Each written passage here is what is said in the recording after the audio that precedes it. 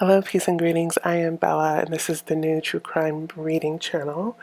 Email's there in case you want to send me any reading requests, and so is the Cash App at Readings by Bella for the energy and the time I take to put into these cases. We want to get the information out there. We want to keep the conversation going with these folks. So please do donate. Please do send request and share the videos, like them, and subscribe. Also check the description area because there may be like news clippings or anything that I needed to add, or the pinned comments. Thank you. Take care, guys. Hello everybody, welcome back to the channel. Today I am doing a review of a reading that I've done already. This is for Jennifer Joyce Kesse.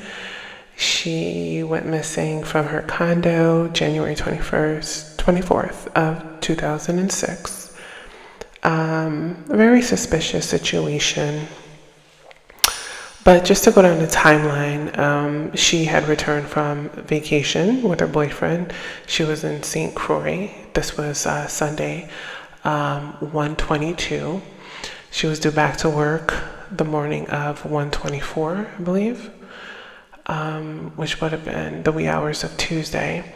On the 23rd, though, the next day after she returned from her vacation with her boyfriend, Rob, who she was with for a year, who lived 3 hours away in Fort Lauderdale. She was living in Orlando. That night, she got into an argument with him. He said it was over the distance of their relationship, and she said that she felt that he didn't love her.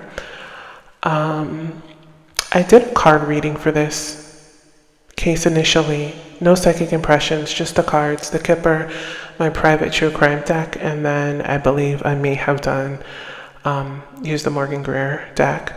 And what I found was that it was somebody who was close to her that put her on display and basically put her in a position to be sold, to be taken, that she was sold. This was an extension of the cartel who was involved. It was an organized operation. It was very strategic, doing it within a day of her returning from her vacation.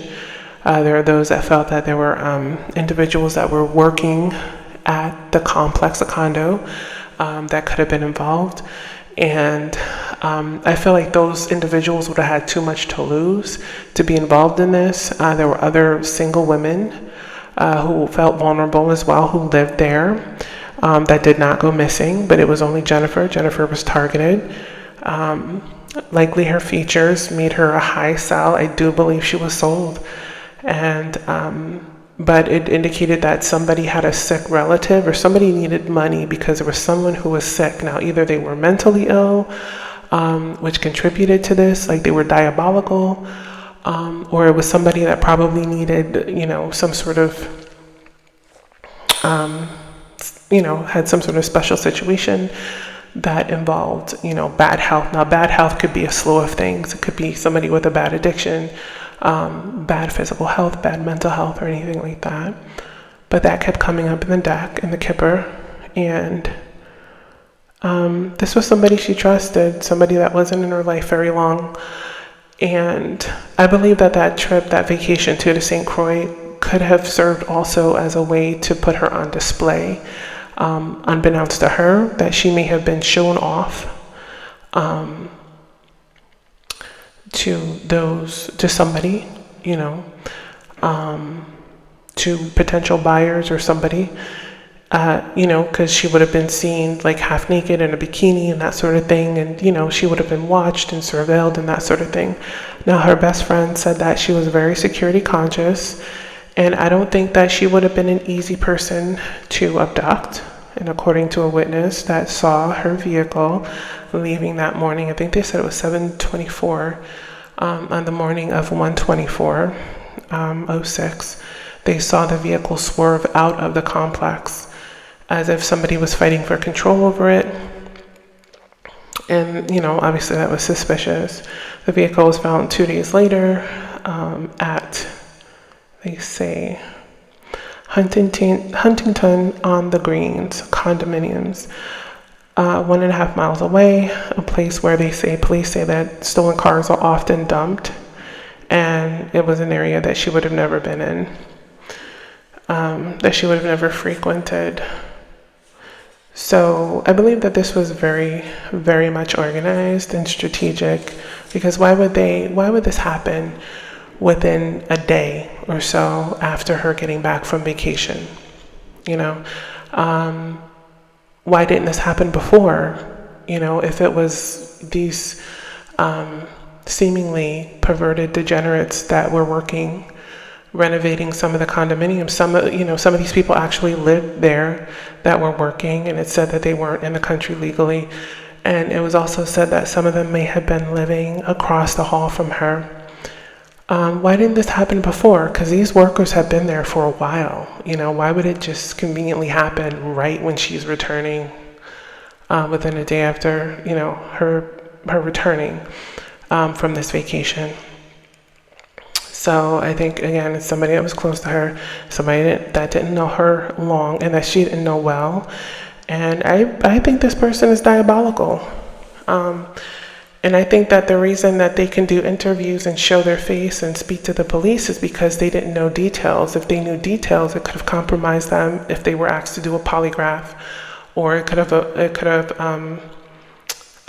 made it obvious, you know, under certain conditions of questioning.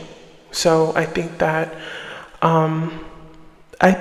you know, this person was definitely involved in it, and I also feel that within days of her being taken, that she transitioned, because she was a fighter, and there's certain things she wouldn't have put up with. And I feel like she didn't, that she passed within days of being taken.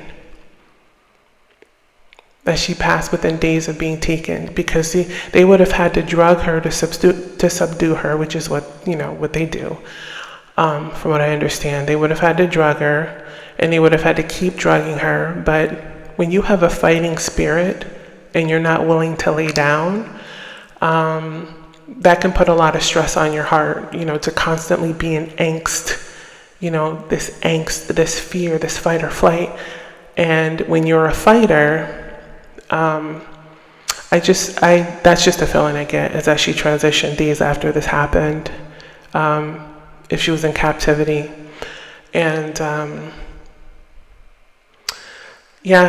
just a very tragic situation. But again, you never really know people, and it's sad that folks really have to kind of look at life in which, you know, it's probably safer to live somewhat in a mental shell when you're dealing with people, because it could be somebody that was only in your life for a year or 2 years, or maybe even 5 years, and they know that blonde hair and blue eyes would go for a certain dollar amount on the dark market, you know, black market, whatever.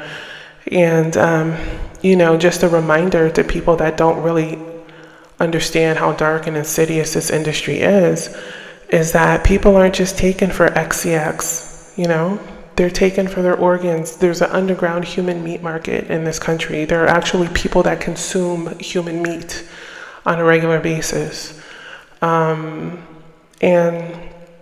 And of course other things, you know, other horrific things. So I think that she trusted the wrong person, which is easy to do. But it's a tragic case, but I wanted to talk about it because I don't know how many others may have done this reading and came up with the same information or something similar. So again, this is for Jennifer Joyce Kesse, and I hope her family finds peace and, you know, they get the closure that they need. So thanks for tuning in. Thanks for watching. Please share, like the video so others can see it, and subscribe for more videos like this. Okay, take care, guys. Bye.